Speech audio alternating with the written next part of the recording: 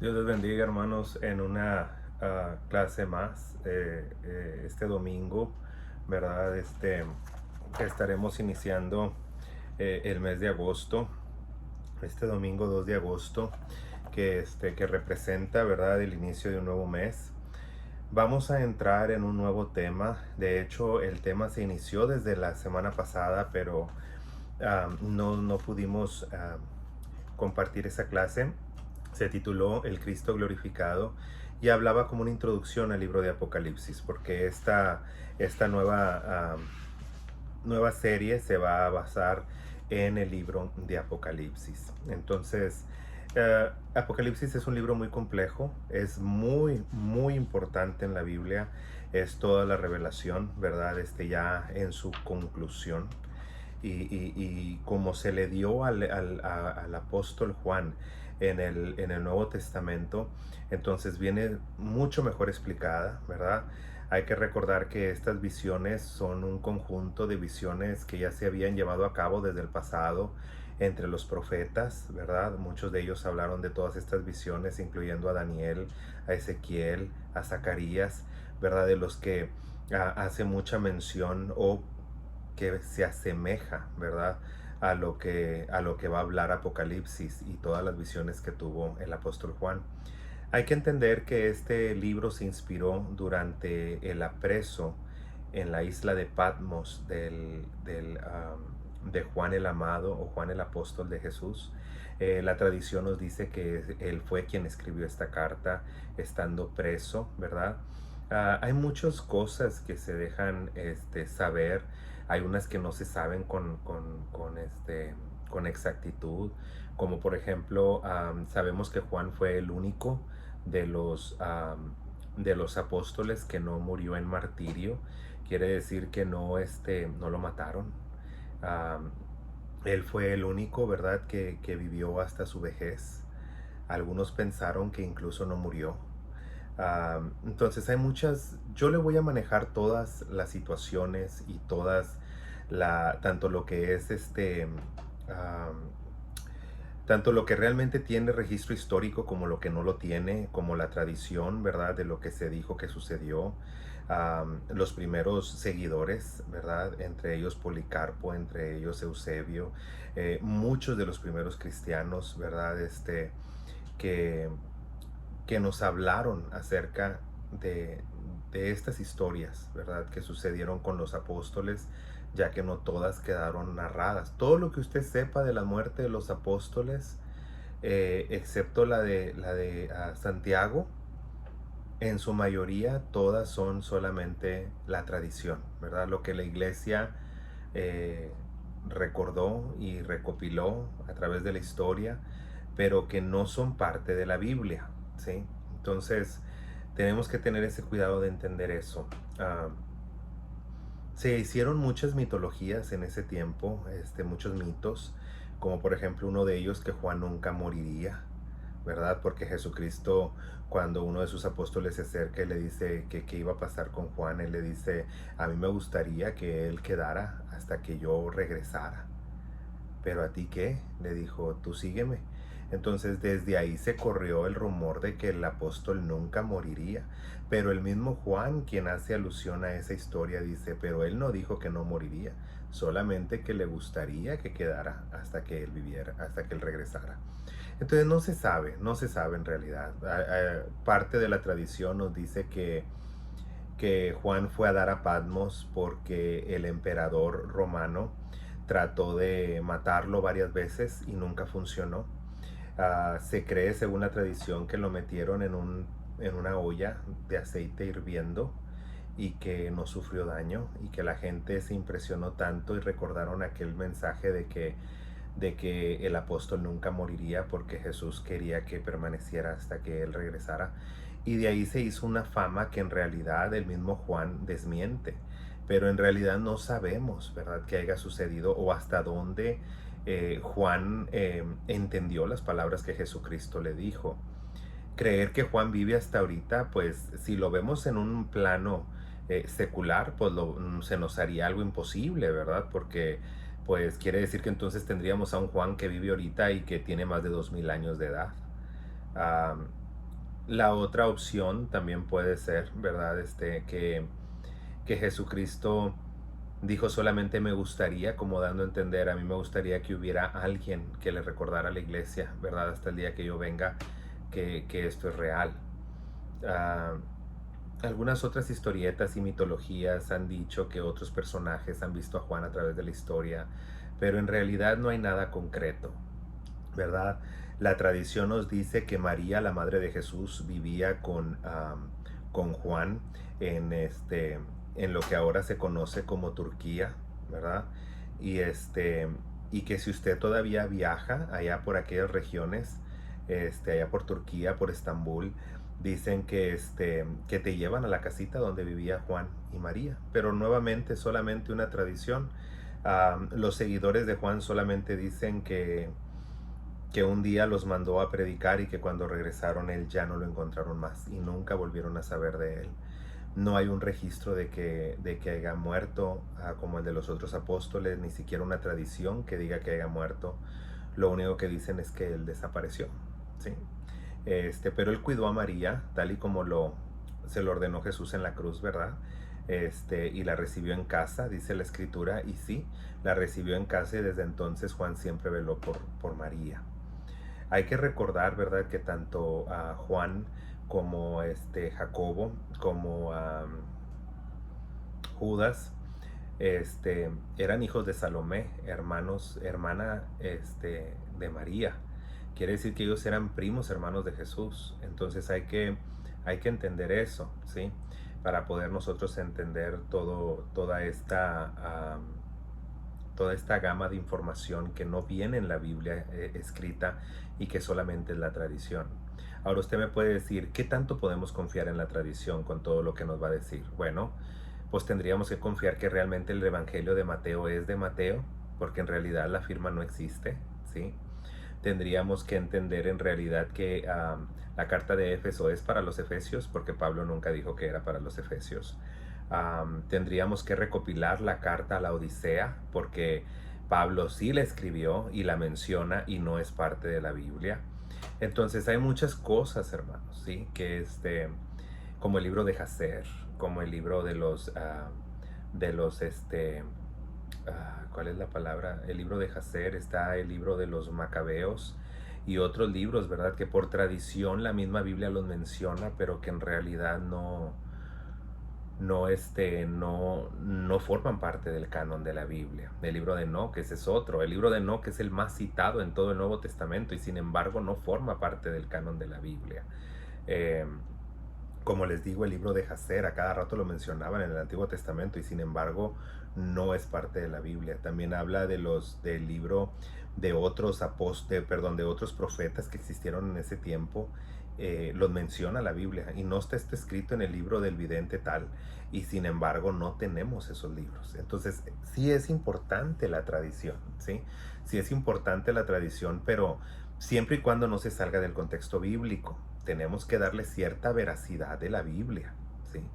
Porque si alguien me dice, no, este es un libro santo, pero ni siquiera lo mencionó la Biblia, todavía yo digo, bueno, si es el libro de Jacer, bueno, la Biblia lo mencionó, déjame ver a ver qué dice, vale la pena de perdido que me siente a leerlo y ver qué es lo que dice, es un libro apócrifo. Pero cuando ni siquiera la Biblia lo menciona y de repente salimos aunque es un libro sagrado, pues ahí sí es de dudarse. Por eso les digo, hasta dónde es importante la tradición es importante, pero siempre y cuando tenga un tipo de trasfondo bíblico. Ahora, hubo otros historiadores por fuera que escribieron, como por ejemplo Flavio Josefo, es muy importante, él fue un escritor de la época post Jesucristo, ¿verdad? Y que él en su tiempo, ¿verdad? Estaba muy reciente todos los acontecimientos y él sí narra que existió, ¿verdad? A uno que le llamaban Cristo y que se decía hijo de Dios. Entonces, eso por fuera en la historia nos ayuda a recopilar también algunos datos. Pero recordemos, hermano, lo único que es fidedigno es la Biblia, ¿sí? Fuera de la Biblia, pues es tradición, es lo que nos han contado. Nadie está diciendo que sean mentiras, ¿verdad? Ni tampoco aseverando que sean verdades. Lo único que podemos decir es de que podemos tomar toda la información, analizarla, verla a la luz de las escrituras y lo que creamos, ¿verdad? Que edifica, lo podemos adoptar a nuestra vida. Pero sí, eso sucedió con Juan, ¿verdad? Le temían porque trataron de matarlo y no podían, no tenían el éxito que esperaban. Entonces lo aislaron, ¿verdad? En la isla, lo marginaron en la isla de Patmos. Y pues ahí se llevaban a todos los indeseables, ¿verdad? Toda la gente que no era que eran criminales o que eran malas personas, era simplemente personas que los líderes del imperio o personas importantes pues encontraban desagradables. Entonces no los queremos aquí. Este, lo vamos a poner en esa isla. Sí, porque cárceles había muchas en Roma. Entonces, si era porque hubiera cometido un delito, pues enciérralo en la cárcel. Lo que querían con Juan era callarlo, ¿verdad? Y aislarlo a un lugar donde no pudiera esparcir su mensaje. Entonces, estando en esa isla, ¿verdad? Viene el libro de las revelaciones, ¿verdad? O el libro de Apocalipsis. Y de ahí vamos a empezar. Como la clase pasada no se pudo dar, voy a dar una pequeña introducción. Voy a hablarles un poquito acerca del libro del Apocalipsis. Y quiero decirles que en el capítulo 1, verso 3, nos demuestra que es el único libro de toda la Biblia que nos dice que somos bienaventurados si lo leemos. Y se lo digo aquí, capítulo 1, verso 3, bienaventurados el que lee y los que oyen las palabras de esta profecía. Entonces, ahí está, ¿verdad? Bienaventurado el que lee. Si tú lees el libro de Apocalipsis, aunque no lo entiendas, tú ya eres bienaventurado por haberlo leído. Y eso es un sello que no lo tiene ni siquiera las cartas de Pablo, no lo tienen ninguno de los 4 evangelios, no lo tiene ni siquiera el libro de la ley, incluyendo, ¿verdad? El Tanaj completo, que incluye que incluye a los profetas, que incluye a los salmos, que incluye a los libros de los profetas anteriores y posteriores. Nada de eso. ¿Sí? El único, ni siquiera la Torá, que fue la revelación misma de Dios, que son los primeros 5 libros, dice o cuenta con un sello de bienaventuranza por leerlo. Entonces quiere decir que el libro de Apocalipsis es muy importante, ¿sí? La iglesia y el periodo de la iglesia apostólica estaba por llegar a su fin, ¿sí? El último de los apóstoles era el único que quedaba con vida, Juan, el amado, Juan el apóstol, Juan quien se reclinaba en el pecho de Jesús y dormía a su lado, Juan quien era de los de más alta confianza, Juan, quien fue el primero en exclamar ser cristiano, y lo podemos ver por su identidad. Juan fue el primero que hizo una división entre el cristianismo y el judaísmo. Él fue el primero que dijo, la Pascua, la fiesta de los judíos. Yo ya no soy judío, es fiesta de los judíos. Yo ya soy cristiano. Entonces, aquí nosotros vemos a alguien con valor, a una persona que fue la única persona valiente, ¿sí?, de ir a estar al pie de la cruz con Jesús y con María, ¿sí? Y usted puede decir, bueno, es que era familia. Sí, él tenía otros 2 hermanos que también eran familia y eran apóstoles y no por eso fueron, ¿sí? Entonces, él era valiente. Nadie lo podía tocar. Nadie, hermano. Solamente ha habido 2 personas como estas en la historia. Jeremías, al cual nadie pudo tocar. Todo mundo le tenía temor a Jeremías. Se conoció como la lengua más afilada que haya existido en la historia, ¿sí? Jeremías es un personaje que no vaciló ni comprometió la palabra de Dios, sino que la habló a voz en cuello, sin importarle las consecuencias, y sin embargo nadie pudo tocarle uno solo de sus cabellos. Y cuando lo llegaron a poner en prisión, mandó Nabucodonosor rescatar a Jeremías de la prisión y a soltarlo, porque todo mundo había oído de Jeremías y sabían que era un hombre de Dios. Nadie lo pudo tocar en todos sus días. Todavía Elías lo hizo huir, una amenaza.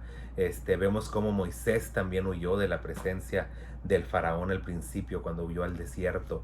Vemos tantas cosas, ¿verdad?, de grandes hombres de Dios que pasaron por momentos de debilidad. Pero si tú ves a Jeremías, si tú ves a Juan, en ellos no existió nada de eso. Juan predicó el evangelio y jamás sufrió persecución, jamás nadie lo pudo tocar. Al final, cuando trataron de hacerle daño, Dios mismo lo libró de una muerte segura. Fueron y lo aislaron en Patmos hasta que se murió el emperador, ¿sí? Y los pusieron en libertad y cerraron esa prisión, y él regresó a estar con María, según la tradición, a donde se le vio por última vez, en Turquía, y hasta ahí se le vio. Nunca más se le volvió a ver. Entonces nosotros vemos estas verdades y decimos, en realidad Dios estuvo con ciertos individuos, sí, hubo 2 de ellos. Ujú. Y esos 2 fueron seres santos, realmente personas de santidad. Porque hubo otro que también nunca lo tocaron, pero no vivió en santidad, y era el rey David. Entonces nosotros vemos aquí, ¿verdad? Que sí hay hombres a los que Dios nunca va a permitir que nadie les toque uno solo de sus cabellos. Pero hay otros que aparte de que cuentan con esa protección especial de Dios, jamás cometieron un error que fuera significativo.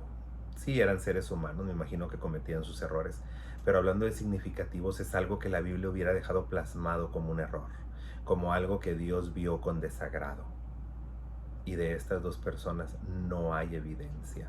No hay Biblia que nos diga que estas 2 personas, tanto Jeremías en el Antiguo Testamento como Juan en el Nuevo Testamento, hubieran sufrido de algún tipo de error que hubiera traído un agravio grave a Dios, ¿verdad? Entonces, vamos a ver, Juan vio la gloria, ¿verdad? De Jesucristo, lo vio glorificado en el cielo, lo vio con su luz resplandeciente, lo vio con sus heridas, lo vio oyó sus palabras cuando les dijo, yo soy el alfa y el omega.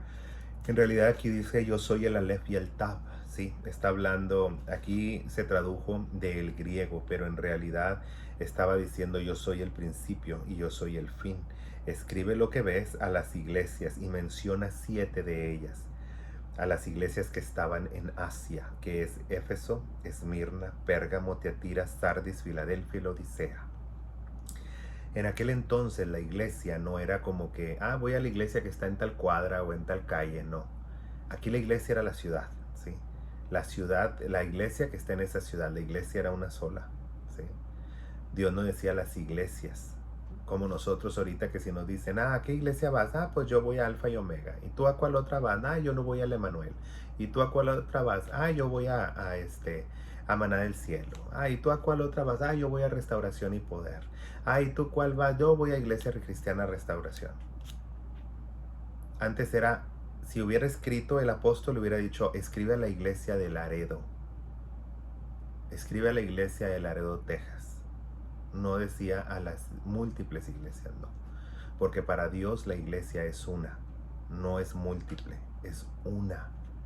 Todas las iglesias que se encuentren en una misma comunidad, en otras palabras, en una misma ciudad, deben de ser un solo cuerpo. Entonces vamos a ver qué nos dice aquí el relato. Nuevamente dice, no temas, en el verso 17 del capítulo 1, yo soy el primero y el último, el que vivo, estuve muerto, mas he aquí que yo vivo por los siglos de los siglos, y tengo las llaves de la muerte y del Hades. Escribe las cosas que has visto, las que son, las que han de ser después de esta, ¿sí? El misterio de las 7 estrellas que has visto en mi diestra y los 7 candeleros de oro. Las 7 estrellas son los ángeles de las 7 iglesias y los 7 candeleros que has visto son las 7 iglesias. ¿Por qué leo esta última parte antes de entrar a donde habla de las iglesias? Bueno, aquí se mencionan 7 iglesias, ¿sí? A las cuales el apóstol les escribe. Ahora, en esta clase que se divide en 2 partes, vamos a hablar primeramente de 4 iglesias: Éfeso, Esmirna, Pérgamo y Tiatira. Posteriormente vamos a enfocarnos en la segunda clase, que es para la semana que entra, en las últimas 3, ¿verdad? Lo cual es Sardis, Filadelfia, y Laodicea. Entonces, aquí es bien importante que nosotros sepamos estas acerca de estas iglesias. Ahora, lo único que se va a mostrar, o lo único que menciona, ¿verdad?, cada uno de las iglesias es el elogio, la reprensión y la promesa, o el elogio, el cargo y la promesa, elogio, reprensión y promesa, elogio, reprensión y encargo y promesa, ¿sí? Entonces, nomás hay una de ellas, ¿sí? De todas estas iglesias, ¿sí? En la cual se le elogia por encima de todos, ¿verdad? Porque, por ejemplo, hay un elogio para Sardis, pero nomás para ciertas personas. Y la iglesia de Filadelfia hay elogio y promesa, nunca hay reprensión. Las otras también tienen elogios, pero tienen encargos o tienen promesas o tienen reprensiones.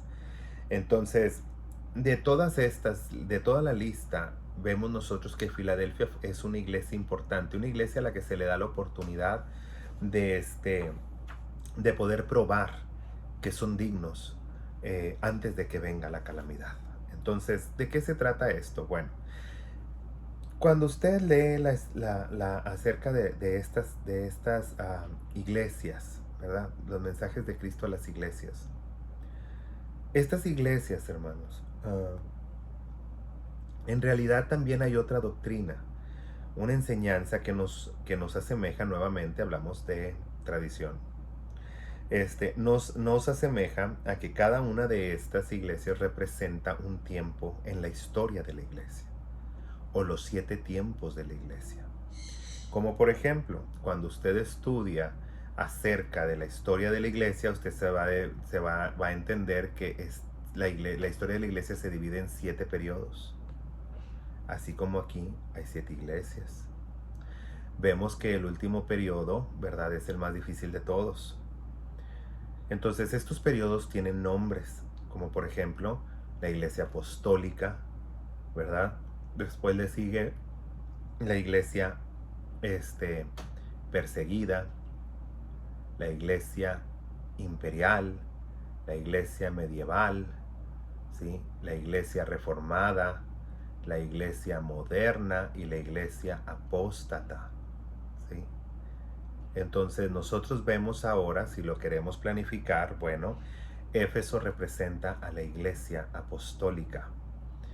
Esta se acaba con la muerte de Juan, ¿sí? Después viene una persecución, que ya había una pequeña persecución, pero después empieza una persecución terrible. Se cree que duró a cerca de 200 años, porque la iglesia apostólica duró los primeros 100 años, porque Juan murió, ¿verdad? Se cree más o menos de esa edad. Entonces, a los 100 años se acaba el periodo apostólico, empieza una persecución los emperadores, este, por los emperadores romanos. Y estos emperadores romanos, hermanos, hicieron cosas terribles. Uno de ellos incluso levantó un monumento, ¿verdad? Dirigió un monumento que decía: aquí yace la superstición cristiana, ¿verdad? Entonces, como ustedes verán, eran malos, eran malos. De hecho, varios de ellos creyó la iglesia que estaban viviendo en el tiempo del anticristo, que el anticristo era uno de ellos y que de estos líderes de Roma, y que venían con todo contra ellos y matando y destruyendo. Finalmente, la iglesia, ¿verdad?, termina su periodo de persecución 200 años después, o 300 después de que Cristo estuvo en la tierra. Al decir los 300 años, en el año 325 se firma el Edicto de Tolerancia y nace la Iglesia Católica Apostólica y Romana. Y desde ahí se convierte en la Iglesia Imperial. Después, más adelante, la Iglesia pasa por una época oscura durante la era medieval, donde viene la peste negra, donde viene una decadencia en la fe, donde viene una cosa terrible entre sus líderes, ¿verdad? Y cómo los líderes empezaron a hacer cosas horribles, los papas, ¿verdad? Teniendo diferentes mujeres, practicando cosas que eran anticristianas, incluso hay unos que son antipapas. Entonces son cosas muy tremendas, ¿verdad? Y la historia muy oscura de la Iglesia Católica durante el periodo medieval. Posteriormente, ¿verdad? Acaba esto, se le da un fin a la iglesia medieval, viniendo la Reforma. ¿Por qué? Porque la Reforma empezó muchos años antes, pero nadie tuvo éxito en reformar la iglesia hasta que llegó Lutero, ¿sí? Martín Lutero, era de las confianzas de uno de los príncipes de Germania, ¿verdad? O de lo que conoceríamos hoy como Alemania. Entonces, este príncipe era tío del emperador, el emperador que existía en ese entonces, y, y ahí fue donde empezó la división, ¿verdad? Empezó una división tremenda, a los cuales, ¿verdad?, llegó hasta el punto de que otros príncipes, otros reyes ya no querían estar bajo el yugo de Roma y empezó una división grande, a tal punto que la vida de Lutero corrió peligro. Lutero tradujo la Biblia de Gutenberg, ¿sí? Empezó a traducir la Biblia, después se imprimió la primera Biblia. Y pues esto fue un golpe muy fuerte para la Iglesia Católica, y desde entonces empezó la Iglesia Luterana. Ahí nació la Iglesia Luterana, y es de las ramas más antiguas, ¿verdad? O si no es la primera de toda la Reforma. Ya después, con el tiempo, vino la rama metodista, vino la rama calvinista, vino la rama, diferentes ramas, ¿verdad? Hubo muchos grupos como los Lollardos, pero eso ya es entrar mucho en la historia de la iglesia. Aquí lo importante es entender, ¿verdad? Que la iglesia sufrió una reforma. ¿Y qué era la reforma? ¿Para qué era? En realidad la reforma era solamente lo que Martín Lutero pedía, era que la iglesia corrigiera algunos de sus déficits, ¿verdad? O de sus deficiencias. Más lamentablemente la iglesia lo tomó por un momento, como una guerra en lugar de como un consejo, y de ahí se hizo un desorden a tal punto que murió mucha gente, especialmente en Alemania. Murió demasiada gente. Posteriormente hubo otras batallas sangrientas como la de San Bartolomé, ¿verdad? Guerras entre protestantes y católicos. Entonces llega todo este tiempo hasta que viene la nueva iglesia, cuando se descubren las Américas. Entonces ya viene, ¿verdad? Una nueva iglesia, una iglesia moderna, una iglesia donde ya las ramas más antiguas, de las que nos sobreviven hasta ahorita, claro, la luterana, está la bautista, la metodista, que son de las ramas más bien organizadas y con mucha antigüedad. Entonces, entre esos pues también está la iglesia evangélica, pero no tiene el mismo gobierno ni tampoco la misma antigüedad. Entonces vienen estas ramas, ¿verdad? Y viene la iglesia moderna, una iglesia en donde ya no nos separamos porque tú crees esto y yo creo lo otro. Todos somos cristianos, vamos a juntarnos, excepto con el catolicismo, ¿verdad? Pero siendo cristiano protestante, bueno, pues a lo mejor tú vienes de una rama, yo vengo de otra, el otro de otra, pero pues vamos a juntarnos. Entonces viene una época moderna, y esta iglesia la elogia el Señor, ¿verdad? Una iglesia que ha soportado, a pesar de todas las penalidades, la mala historia, la historia oscura, todavía se mantienen fieles y firmes. Entonces vamos a ver todo eso. Y por último, ¿verdad? Vemos que estamos ya pisando los talones de la iglesia, ¿verdad? La iglesia que se conoce como la iglesia apóstata, ¿verdad? La Odisea. Si nosotros estamos viviendo en un periodo en que la iglesia está cometiendo apostasía como jamás lo ha hecho en la historia, aceptando el pecado dentro de sus muros, comulgando con las cosas del mal, y que vemos que sí lo estamos haciendo, entonces estamos en un periodo en el que la iglesia moderna está llegando a su fin. La iglesia moderna es la que va a ser arrebatada, y entrará la iglesia de la Odisea, pero ambas se verán mezcladas por un tiempo, así como se han visto mezcladas todas en un tiempo en el que una termina y la otra empieza. Pero sabemos que la iglesia, ¿verdad? Apóstata va a ser durante la gran tribulación, en su mayoría, donde la gente va a creer que está con Dios, pero Dios no está con ellos, ¿sí? Entonces, vamos a ver qué nos dice. Por ahorita vamos a ver las primeras 4 y vamos a analizar los elogios, y vamos a poder entender acerca de la historia y de lo que representa y qué nos beneficia a nosotros como iglesia los elogios y las reprensiones que Dios nos da. ¿Y qué promesa tenemos cada uno de nosotros? ¿Usted sabía que dependiendo en el lugar o en la iglesia que le tocó vivir, o en la época que le tocó vivir, para usted hay una promesa distinta? ¿Sabía que no todos vamos a estar en el mismo lugar en el cielo? El cielo es un lugar muy vasto, la ciudad es una ciudad muy vasta. Entonces cada uno va a tener una responsabilidad qué hermoso saber, ¿verdad?, que ya quedó escrito para que nosotros supiéramos según la época que nos tocó vivir dentro de la iglesia, cómo nosotros vamos a llevarnos esa bendición.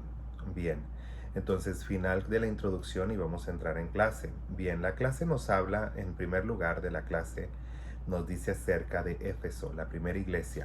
Y quiero leerlo desde la Biblia. Esto abarca más o menos 2 capítulos, desde el capítulo 2 hasta el capítulo 4. Deben de saber que una vez que el capítulo 4 termina de hablar a las iglesias, jamás se vuelve a mencionar la iglesia en todo el Apocalipsis, nomás hasta el capítulo 3 al final. Empezando el capítulo 4, dice que Juan oye una voz que le dice Juan, yo oí una voz y vi una puerta abierta en el cielo que me decía, ven y sube acá. Muchos han dicho que ese es el arrebatamiento, ¿sí? Muchos han dicho que eso es el tiempo cuando Jesús viene por su iglesia. Recordemos que también hay 3 diferentes doctrinas en cuanto a esta verdad. Algunos dicen que el arrebato es al principio de la tribulación, antes de que inicie, y que con eso se da pie a que empiece la tribulación. Otros han dicho que es a mediados, cuando los testigos mueren, ¿verdad?, en la plaza de Jerusalén, y cómo el Espíritu de Dios los vivifica y luego vienen y suben en una nube hasta el cielo. Creen que ahí es el arrebatamiento. Y otros hasta el final, por la palabra que Jesucristo dijo: e inmediatamente después de la tribulación de aquellos días, yo mandaré a mis ángeles a que recojan a mis siervos de los 4 ángulos o lugares de la tierra, ¿verdad? Entonces, no sabemos cuál de estas 3 doctrinas es la correcta, aunque en su mayoría el pueblo evangélico creemos que será al principio, antes de que inicie la tribulación. De ser así, entonces se cumple esta palabra de Apocalipsis, ¿verdad? La cual dice que una vez que ya la iglesia termina su trabajo, hay una ventana en los cielos, una voz que nos invita a subir arriba, ¿verdad? Entonces puede ser esa también la interpretación correcta. Pero yo voy a dejar que usted estudie y usted se haga su propia conclusión. En lo personal, yo sí creo que el arrebatamiento será al principio, antes de que inicie la tribulación, o lo peor de la tribulación, ¿verdad? Recordemos que la tribulación va a empezar bien, pero después viene la marca, viene el chip que algunos le llaman la marca, y pues si a mí me preguntan en lo personal, yo sí creo. No creo que cualquier chip sea la marca, pero sí creo que un chip que no me va a dejar comprar ni vender, que no me va a dejar trabajar, yo creo que esa es la marca. No porque sea un chip. Pudo haber venido como tatuaje o como lo que sea. Es simplemente por el poder que se le da a ese objeto. Si ese objeto ya no me va a permitir comprar, ni vender, ni hacer nada, ni tener nada tal y como lo dice el Apocalipsis, ¿verdad? Entonces, eso es, ¿verdad? Pero no sabemos. Puede ser el chip, puede ser que esa simplemente sea la introducción y viene otra cosa después. No lo sabemos, pero hasta ahorita todo apunta a que es ese chip, ¿verdad? Porque ya ese chip lo traeríamos dentro de nuestro cuerpo. Algunos dicen, no, es que no tiene inscrito el 666. Bueno, se va a manejar con internet, y sabemos que todas partes a donde tú quieras ir con internet tiene que aparecer www.com. W es la letra número 6 y también es el número 6 en hebreo, por lo cual www significaría 666. Entonces hay muchas cosas, no estoy diciendo que así sea, pero estoy diciendo que muchas cosas apuntan a que el 666 en realidad no es una marca, sino es un código de barras, hasta así poder decirlo, o alguna dirección a donde nosotros podamos, ¿verdad? Es un sistema de control, vaya. Es un sistema de control, y sabemos que si más adelante nos dice que ese 666 no nos dejará comprar, vender, hacer negocio, al menos que lo tengamos, pues entonces es un tipo de control para controlar la economía, controlar nuestras entradas y nuestras salidas, controlar nuestra vida. Y si eso lo va a hacer un chip, pues entonces el chip es la marca, ¿sí? Y si no, bueno, entonces lo que venga que controle mi manera de comprar y que ya no vaya a poder comprar, o sea, bueno, entonces esa es la marca, ¿sí? Sea lo que sea. Pero hasta ahorita todo apunta a que eso es. Pero bien, Vamos a entrar entonces en clase, como habíamos dicho. En estos 2 capítulos vamos a tener 2 clases y vamos a ver qué nos dice lo primero. Mantenga en su mente abierta en lo que estamos hablando y que usted pueda tener también, ¿verdad?, ese conocimiento. Yo voy a estar leyendo acerca de la iglesia de Éfeso. Tenga en mente que según la tradición y según el estudio, puede también tipificar a la iglesia apostólica, la iglesia que tuvo y vio el nacer de los apóstoles. Esta iglesia de Éfeso nace cuando dice: he aquí, sobre esta roca edificaré mi iglesia, y culmina con la muerte de Juan. Vamos a ver qué nos dice. Escribe al ángel de la iglesia en Éfeso. Termina el periodo, no la iglesia, perdón si no me expliqué correctamente. Termina el periodo de la iglesia apostólica. Bien, seguimos leyendo. Escribe al ángel de la iglesia en Éfeso, el que tiene las 7 estrellas a su diestra y el que anda en medio de los 7 candeleros de oro, dice esto, haciendo alusión a la visión que tuvo de Jesús, ¿verdad? Jesús es el que está diciendo esto. Yo conozco tus obras y tu arduo trabajo, tu paciencia, y que no puedes soportar a los malos y has probado a los que se dicen ser apóstoles y no lo son, la iglesia apostólica. Y los has hallado mentirosos, y has sufrido y has tenido paciencia y has trabajado arduamente por amor de mi nombre y no has desmayado, la iglesia apostólica. Pero tengo contra ti que has dejado tu primer amor. Pues sí, porque empezaron a morir los apóstoles y la gente como que ya no tenía esa misma fuerza espiritual. Recuerda por tanto de dónde has caído y arrepiéntete y haz las primeras obras, pues si no, vendré pronto a ti y quitaré tu candelero de su lugar si no te hubieres arrepentido. Pero tienes esto, que aborreces la obra de los nicolaítas. Aborrecían la idolatría, los cuales yo también aborrezco. El que tiene oído, oiga lo que el Espíritu dice a las iglesias. El que venciere, le daré del árbol, a comer del árbol de la vida, el cual está en medio del paraíso de Dios. Entonces, ¿qué nos está diciendo? Los apóstoles. La era apostólica, todos los que fueron creyentes desde el tiempo que se hizo la confesión, la primera confesión de fe, y que Jesucristo dice que sobre esa fe edificará la iglesia, sobre esa roca. Más adelante nosotros vemos, ¿verdad?, cómo de ahí viene esto y empieza una nueva era apostólica hasta que termina, ¿verdad?, o un nuevo periodo apostólico hasta que termina con la muerte de Juan. Entonces aquí nosotros vemos, ¿verdad?, que nos habla acerca de un elogio. Elogio. ¿Cuál es el elogio que les da aquí?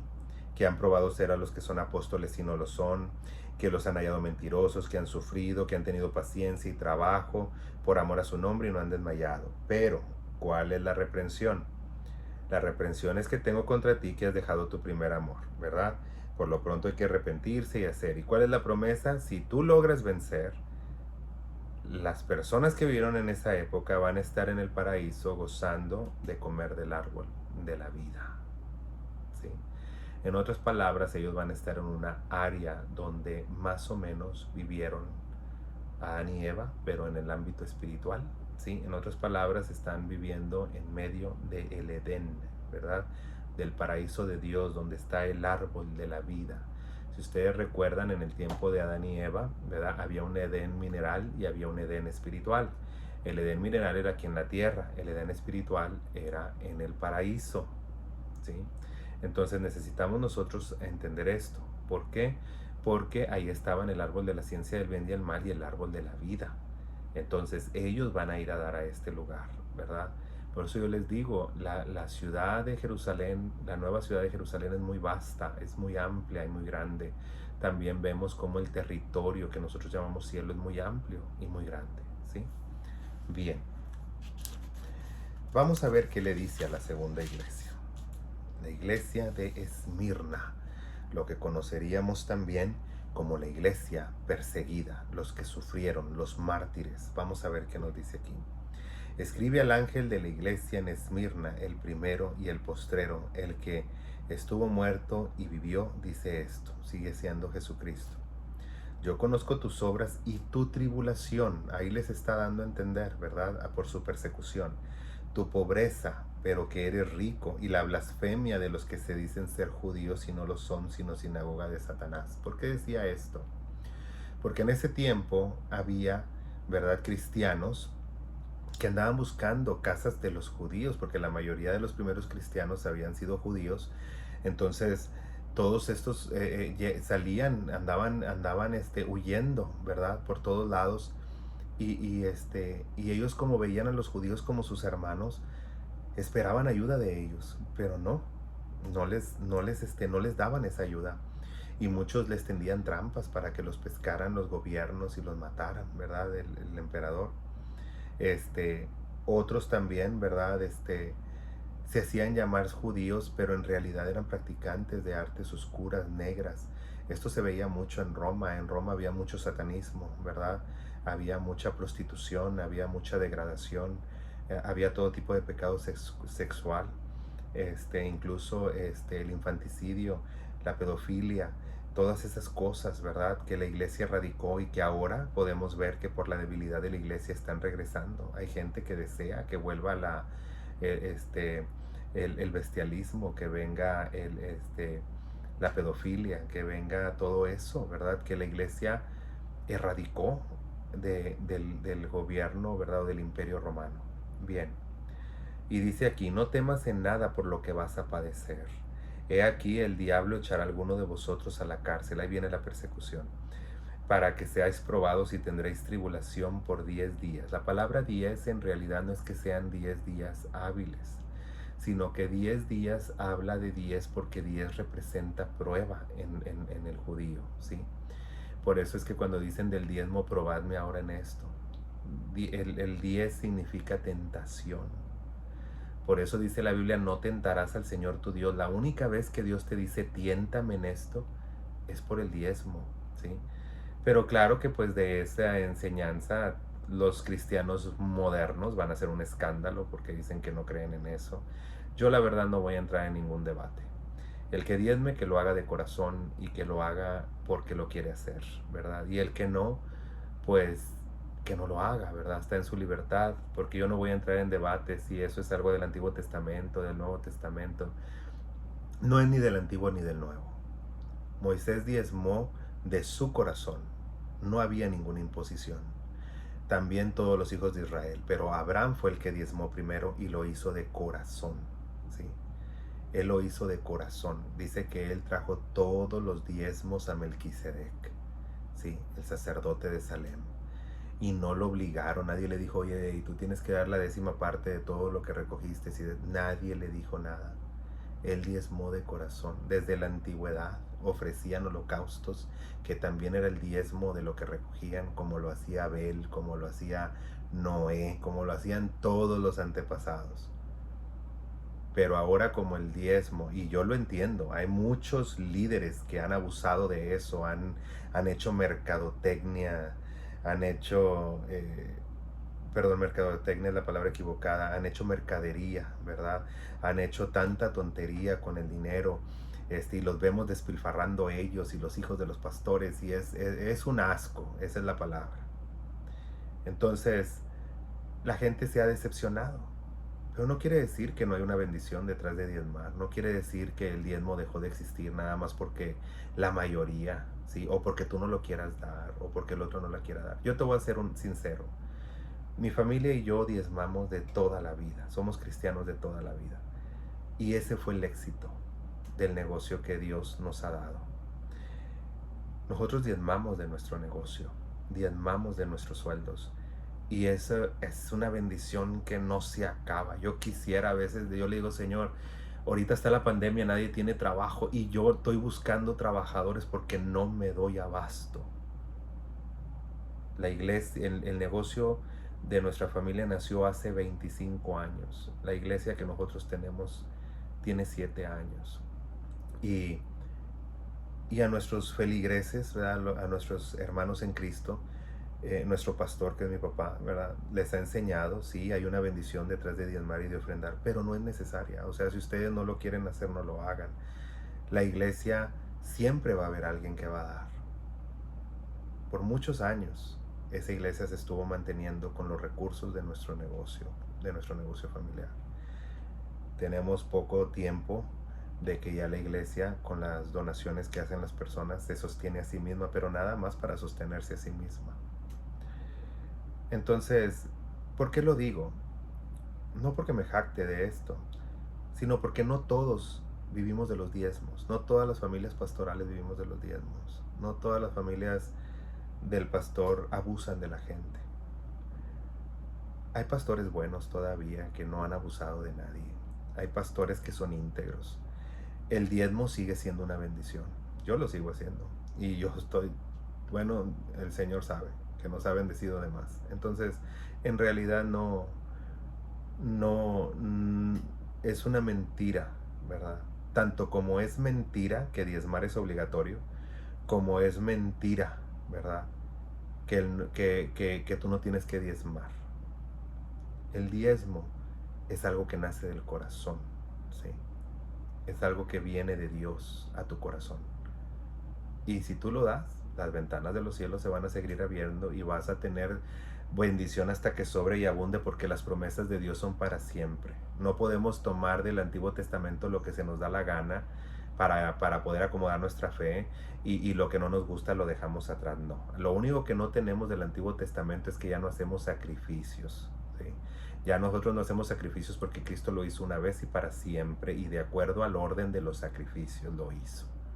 De ahí en fuera nosotros tenemos que respetar todo. Tenemos que seguir respetando el no matarás, el amarás a tu Dios sobre todas las cosas, el no adulterarás. Todas las leyes las tenemos que seguir nosotros acatando. Y si no, pues pregúnteselo a Pablo, porque él ahí te da una amplia lista de lo que tienes que hacer. Pregúntenselo a los primeros apóstoles cuando se hizo el primer concilio de Jerusalén y dijeron lo que se tenía que hacer y que no hacer. Sigue siendo toda la ley. Entonces yo no sé cuál es el problema, ¿verdad? Con la gente. Y usted me puede preguntar, bueno, ¿y qué me dice qué me dice usted de la circuncisión? No, porque eso es parte de lo que ya cubrió Cristo, ¿sí? La circuncisión viene en el corazón cuando nosotros rechazamos el mundo y venimos a Cristo. Eso es lo que representa la circuncisión. Por eso yo les digo, excepto por el sacrificio de Cristo y lo que representa su sacrificio y lo que Él es ahora en nosotros, fuera de eso, todo lo demás lo tenemos que cumplir. Entonces, por eso yo no sé de dónde la gente saca. No, es que esto era del Antiguo Testamento, esto es del Nuevo. Lo único que es del Nuevo es que no tenemos que nosotros morir por nuestros pecados porque Cristo ya pagó por ellos. Aceptar a Cristo, bautizarnos, creer en Él para que venga la circuncisión en nuestro corazón. De ahí en fuera, todo lo demás sigue siendo igual. Yo no sé de dónde sacan tanta idea, porque no leen la Biblia, ¿sí? Y los que no diezman es porque son tacaños, no quieren hacerlo, no quieren ofrendar ni diezmar, y está bien, ustedes están en toda su libertad de hacerlo. Pero el que lo puede hacer va a gozar de las bendiciones. Pero que nadie te obligue. Dice la Escritura en el Nuevo Testamento, para los que pelean el Nuevo Testamento, cada quien dé como dispuso en su corazón. No por problemas ni porque esté un conflicto en mi mente, sino de corazón. ¿Y a qué me refiero con 10? 10 representa esa prueba. Es por eso que el diezmo también representaba una prueba, porque es difícil darlo, es creerle a Dios. Sí, por encima de la tribulación que estoy pasando, de la situación que estoy pasando, yo le tengo que creer a Dios. Bien, viene más adelante, nos dice, conozco y tendréis tribulación por 10 días, sé fiel hasta la muerte y yo te daré la corona de vida. El que tiene oído, oiga lo que el Espíritu dice a las iglesias. El que venciere no sufrirá daño de la segunda muerte. Entonces aquí nosotros vemos que hay un elogio y un encargo, y más adelante una promesa. El elogio, ¿verdad?, es que han sido probados, han superado la tribulación, han podido discernir entre los que son verdaderos cristianos y no. Y finalmente, ¿verdad?, les da un encargo que es, ¿verdad?, que soporten, hay que soportar. Y finalmente les da la promesa, ¿sí? Sé fiel hasta la muerte y yo te daré la corona de vida. ¿Por qué? Porque ellos iban a morir. La mayoría de ellos fueron muertos, por eso ellos recibirán la corona de la vida. En otras palabras, ellos recibirán vida eterna porque perdieron sus vidas en la tierra, pero ahora tienen vida eterna para siempre, ¿verdad? Y ya no van a tener más muerte.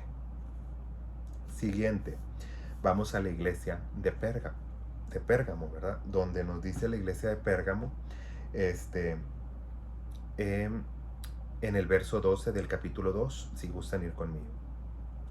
Escribe al ángel de la iglesia de Pérgamo, el que tiene la espada aguda de dos filos, dice esto. Bueno, aquí es la iglesia imperial, es cuando la iglesia ya termina la persecución en el año 325 después de la era de Cristo y empieza la iglesia imperial. ¿Sí? Y esta dura desde del 325 hasta la Edad Media. Vamos a ver qué nos dice aquí. Escribe al ángel de la iglesia en Pérgamo, el que tiene la espada aguda de dos filos, dice esto. Cuando dice espada aguda de dos filos, quiere decir yo te voy a hablar con palabra que te va a penetrar porque lo que estás haciendo no está bien. ¿Sí? Te has dejado engañar, has dejado que la mentira entre dentro de la iglesia. ¿Sí? Dice más adelante, yo conozco tus obras y sé dónde moras, que estás en el trono de Satanás. Pues ya estaban en Roma, ¿verdad? Dice, pero retienen mi nombre, quiere decir que se seguían llamando cristianos, ¿sí? Y no han negado mi fe, ni aun en los días de Antipas, mi testigo fiel, que fue muerto entre vosotros donde mora Satanás. Pero tienes unas pocas cosas contra ti. Tengo unas pocas cosas contra ti, que tienes ahí a los que retienen las doctrinas de Balaam, que enseña a Balac a poner tropiezo ante los hijos de Israel y a comer cosas sacrificadas a los ídolos y a comer fornicación. Había entrado la idolatría. ¿Cómo entró la idolatría? La iglesia empezó como iglesia apostólica y romana, ¿verdad? Iglesia ¿verdad? Católica, apostólica y romana, y empezó haciendo grandes obras. Eso sí hay que darles crédito. Los primeros años fueron muy valiosos porque retiraron todo tipo de infanticidio, retiraron el abuso, retiraron lo que era la esclavitud y el que no tuvieran derechos ni los esclavos, los cuales eran abusados hasta sexualmente. Quitaron todo tipo de pedofilia, todas esas cosas que destruían y que ese imperio estaba podrido de pecado sexual y de otros pecados aberrantes. Todo eso, ¿verdad? La Iglesia Católica lo retiró. Y estuvo así por varios años hasta que entró una emperatriz, ¿verdad? De Bizancio. La emperatriz Irene, maligna como ninguna otra. Y ella adoraba los íconos, ¿verdad? Y de ahí viene la palabra icondulia, iconoclasta. La diferencia entre adorar imágenes o solamente tenerlas como muestra. Es como, por ejemplo, usted puede decir, bueno, las iglesias, si tenemos una iglesia podemos poner una paloma que representa el Espíritu Santo, un dibujo, un póster, otra que tiene una cruz, pero que representa nada más la cruz de Cristo, pero para nosotros no significa nada, ni la adoramos ni nada, es solamente ahí es una simbología de lo que representa, ¿verdad? El cristianismo, pero hasta ahí. Hay una diferencia cuando tú ya pones una cruz y te hincas y le adoras, ¿verdad? O cuando usas cualquier otro tipo de icono, entre ellos santos, imágenes, ¿verdad? De vírgenes, de santos, imágenes de Jesucristo. Eso ya es idolatría. Eso ya es cometer fornicación con ídolos y comer cosas sacrificadas a los ídolos. En otras palabras, recibir esa palabra espiritual de personas que adoran o que veneran a los ídolos, ¿verdad? A los santos y todas esas cosas. Entonces ahí es donde viene ya la decadencia de la iglesia. La iglesia lo adoptó, lo votó, estuvieron de acuerdo, todos votaron. Claro que en su mayoría los que no iban a votar a favor fueron exterminados por la emperatriz Irene. En el segundo concilio de Nicea fue donde se aprobó la adoración a los íconos. Y desde entonces empezaron a pintar santos y a tener veneración en la iglesia. La iglesia católica siempre ha dicho que los santos y las imágenes no las adoran, solamente adoran a Dios. Pero pues sus actitudes, ¿verdad?, dicen otra cosa. Los que sí tienen esa adoración y sí los veneran son los griegos, los ortodoxos. Entonces, y todos los que sean iglesias ortodoxas, porque están en varias partes, entre esas también en Rusia. Entonces es bien importante que nosotros sepamos estas verdades, ¿verdad? Y cómo la iglesia ha ido cambiando a través de las edades. Y dice aquí, también los que retienen la doctrina de los nicolaitas, la cual yo aborrezco. Otra vez, los apóstoles la detestaban y ahora esta iglesia los está adoptando. Si usted va a la iglesia de Éfeso, dice que los elogia porque repugnaban el tener la idolatría dentro, la doctrina de los nicolaitas. Y ahora resulta que aquí sí los estaban aceptando. Entonces es un contraste muy fuerte entre dos iglesias, entre la iglesia que estaba sucediendo aquí y la iglesia que empezó con la obra de Cristo en la tierra. Dice más adelante, pero, sí, dice, pero, aquí nos dice, y también tienes, dice, por tanto arrepiéntete, pues si no vendré a ti y pelearé contra ellos con la espada de mi boca. Quiere decir que ya les estaba avisando, si no cambian yo voy a venir, yo voy a levantar a alguien con una palabra fuerte, con palabra y autoridad, para venir a ponerles un orden o para venir a detener lo que están haciendo. El que tiene oído, oiga lo que el Espíritu dice a las iglesias. El que venciere daré a comer del maná escondido, o sea, le daré el verdadero pan, porque el pan que están comiendo está adulterado, ¿sí? Y le daré una piedrecita blanca, representando al Unim y el Tunim, lo cual representaba lo blanco, aprobación de Dios, lo negro, desaprobación de Dios. Quiere decir que ibas a ser aprobado por Dios. Y la piedrecita escrito un nombre nuevo, el cual ninguno conoce. En otras palabras, volveré a salvarte y te daré un nuevo nombre. Yo te puse nombre, mío eres tú, dice el Señor en la palabra. A los que somos salvos, Dios nos escribe un nuevo nombre. Entonces les estaba ofreciendo esa salvación. Bien, por último vamos a ver a Tiatira, ¿verdad? Y dice, escribe al ángel de la iglesia en Tiatira, el Hijo de Dios, el que tiene ojos como llama de fuego y pies semejante al bronce bruñido, dice esto. Estaba hablando de sus pies, ya él estaba caminando entre esta iglesia. Ya estaba caminando con autoridad para poner orden.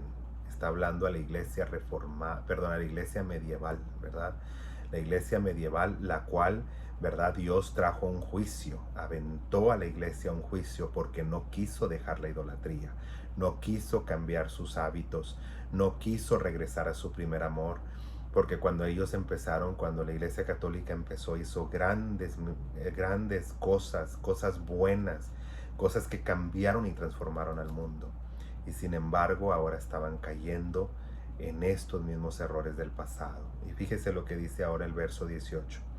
Escribe al ángel de la iglesia en Tiatira, el Hijo de Dios está hablando, soy yo el que está haciendo esto. El que tiene los ojos como llama de fuego, quiere decir, yo voy a ir a mirar lo que estás haciendo. Y pie semejante al bronce bruñido, dice esto, diciendo, yo voy a ir a caminar entre ustedes y ver, atestiguar de que lo que se les está acusando es verdad. Yo conozco tus obras, tu amor y tu fe y tu servicio y tu paciencia, y que tus obras postreras son mayores que las primeras. Estaba diciendo, reconozco que quitaste el infanticidio, reconozco que ayudaste a la gente, a los esclavos, ayudaste a poner un orden en este imperio del diablo, ¿sí? Sin embargo, pero tengo unas pocas cosas contra ti, que toleras a esa mujer Jezabel. ¿Sí? Jezabel, acuérdense que era la mujer que seducía al rey a pecar contra Dios. Quiere decir que había, ¿verdad? La iglesia se había convertido, ¿verdad? En que permitía que la monarquía, que la gente de poder, instara al cristianismo a aceptar cosas que no debía. Que se dice, profetiza, enseña y seduzca a mis siervos a fornicar y a comer cosas sacrificadas a los ídolos. Ya Jezabel se había metido a la iglesia, ya la prostitución espiritual estaba dentro de la iglesia y estaba acabando con la iglesia, con lo bueno que la iglesia había logrado. Y le he dado tiempo para que se arrepienta, pero no quiere arrepentirse de su fornicación. Y aquí yo la arrojo en karma, en gran tribulación, junto con los que ella adulteran y no se arrepienten de las obras que ella hace. Ahí viene la peste negra. Vino la consecuencia sobre Europa por haber hecho tanta atrocidad, ¿verdad? Por haber prostituido la iglesia. Y a sus hijos heriré de muerte, y todas las iglesias sabrán que yo soy el que escudriña la mente y el corazón, y os haré a cada uno según sus obras. Pero vosotros los demás, los que están en Tiatira, cuanto no tienen esta doctrina y no la han conocido, lo que se llaman las profundidades de Satanás, yo os digo, no os pondré otra carga. Pero los que tenéis, retenerlo hasta que yo venga. El que venciere y guardare mis obras hasta el fin, Yo le daré autoridad sobre las naciones y las regiré con vara de hierro y estarán quebradas como vasos de alfarero, como yo también lo he recibido de mi Padre. Y le daré la estrella de la mañana. La estrella de la mañana es Cristo, la estrella resplandeciente de la mañana. El que tiene oído oiga lo que el Espíritu dice a la iglesia. ¿Qué está diciendo?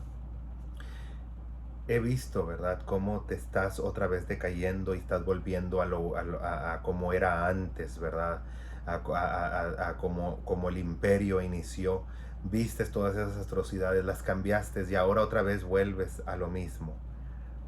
Entonces, dice aquí, ¿verdad? Yo sé que muchos de ustedes ya se contaminaron, muchos ya hasta cayeron en la apostasía y ahora se dedican, ¿verdad?, a comulgar con las cosas del satanismo.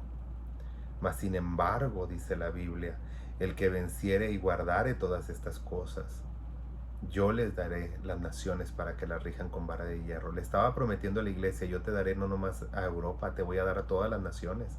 Las vas a herir, vas a tener en tu poder a las naciones. Sin embargo, ¿verdad? Esta promesa, Dios la quería que se llevara a cabo, pero vio que no cambiaron. Entonces lo que viene para Sardis es una iglesia que se divide. Pero eso es para la próxima semana. Así que Dios les bendiga, Dios les guarde y espero, ¿verdad? No quiero dar más adelantos porque me adelantaría a la próxima clase y hay otros puntos que quiero tratar en esa clase. Pero quiero decirles que esta clase es de bendición para todos porque así lo instituyó, ¿verdad? Este apóstol, ¿verdad? Será de bendición todos los que leamos acerca del Apocalipsis. Lea este libro de Apocalipsis en estos días. Vamos a estar durante el mes de agosto viendo el libro de Apocalipsis. Yo les invito a que lean este libro para que estemos más familiarizados sobre este libro. ¿De acuerdo? Dios les bendiga. Amén.